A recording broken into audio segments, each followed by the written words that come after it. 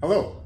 I not only coach communication skills, so interpersonal communication development and strategy with my Odyssey, but I'm also a Brazilian Jiu-Jitsu black belt and coach for White Lotus Jiu-Jitsu.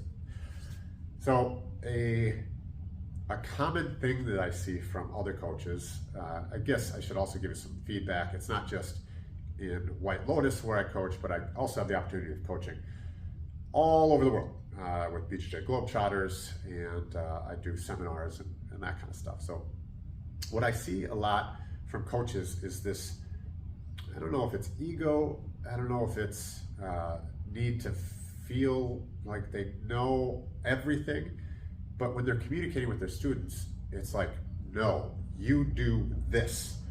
Like, no, it should be done in this particular way. In some cases, I get it.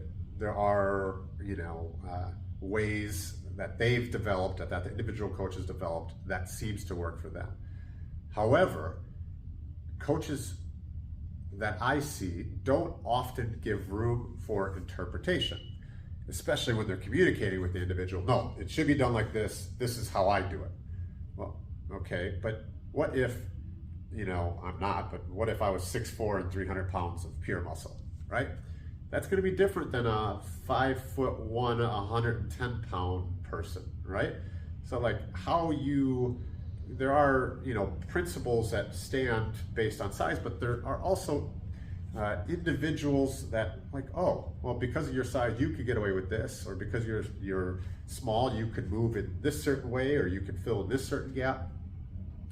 So when communicating, perhaps think about not using absolutes as much in jiu-jitsu. So, don't always do this or never do that.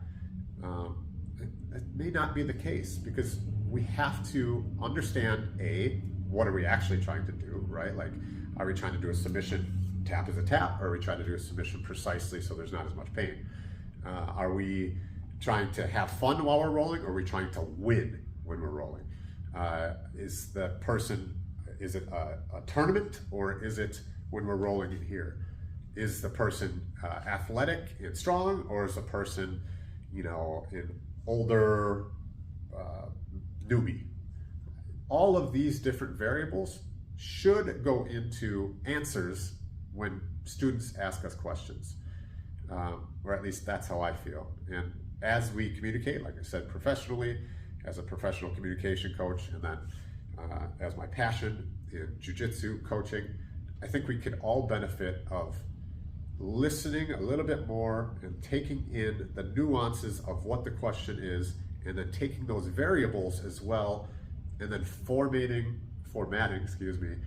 a response back that takes into account all that stuff. I hope that makes sense to you, and if you don't train jiu-jitsu and you're watching this video, go give it a shot.